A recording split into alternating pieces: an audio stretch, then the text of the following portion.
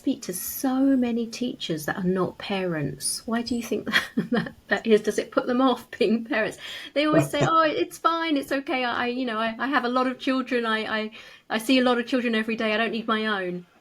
Do you see Um, that? Do you find that? Personally, no, but I think that in terms of obviously it depends on the age. So, for example, my son, it is young; he's 25 or 26, and so the point is he doesn't yet have children, and he's a teacher. So maybe it's about time of life as well. Um, and without in any way commenting on people who don't have children, I think that when you do, it certainly can bring that extra dimension of understanding. You can understand the sort of hurly-burly of a household. And for me, having had, so now 4 teenagers, 2 girls, 2 boys, there is an understanding. I mean, I actually do a parenting talk. It's one of the things I do but I apply the science of neuroscience to understanding what's going on.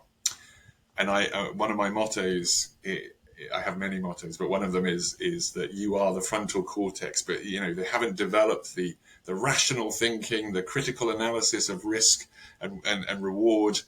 If you revise now for 8 months, you'll reap the benefits in 10 years' time. They haven't got that. So you have to kind of impose your strategic thinking onto them in a way that helps them in the day to day. And understanding their emotional reactions and the hormones and things like that. It really helps educators and parents because you can get a sense that this is normal. This whole challenging, or maybe this person has kicked off emotionally in front of me. It's fine. There's one adult in the room, and that's me.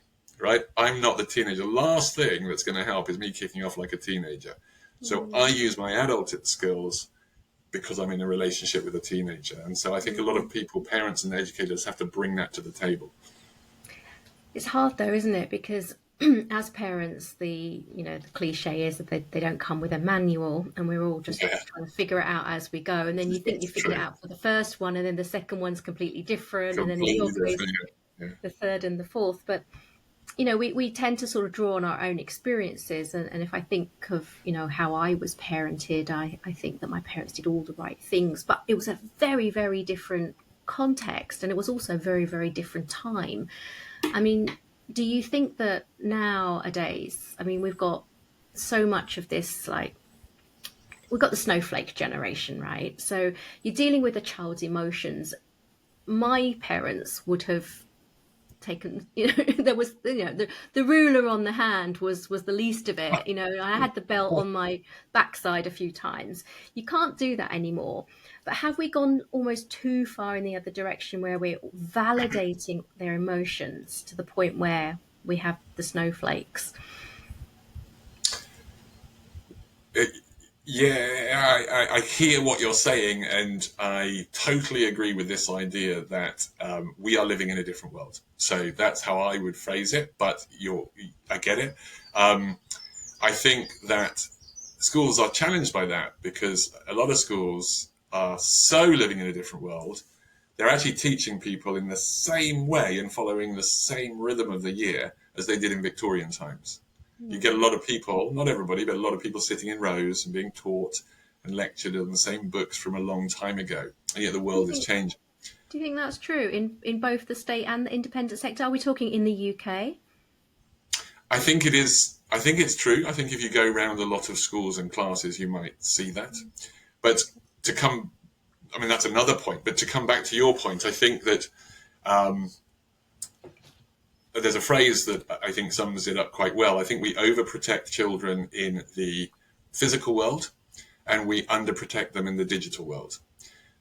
So you see that a lot. I do think more risk, more understanding of how you grow resilience in a young person, which is to expose them to increasing levels of challenge and disappointment even.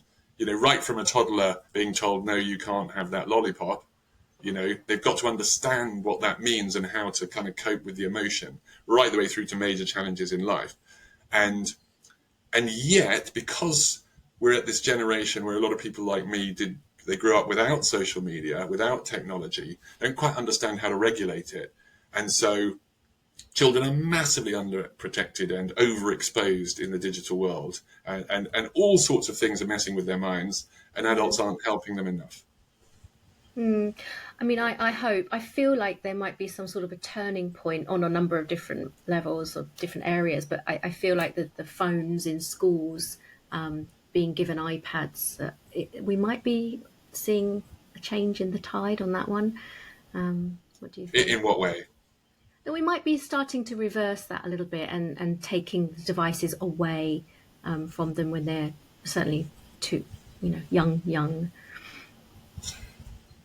Yes, interestingly, I just don't think that taking devices away is the The way to solution, go. because that you've got to help people understand how to use things responsibly, and also there's millions of people making a lot of money out of fueling your digital addictions, so that's not going to stop. So how do you give people independent critical thought around what they choose to do? Mm-hmm. So it's more about, again, increasing exposure, and because people are overwhelmed, it's more about, this is what good schools should be doing, teaching about this sort of thing. And what I love about some of the schools that I've worked in is that you can grow independent critical thought in one area, and then you can of course apply it in another. So there's a lot of focus. It used to be on knowledge acquisition. Of course, it's not. It's really more about processing now. So you do need the knowledge, but because knowledge is always available on the internet, it's much more a focus now on what to do with that knowledge.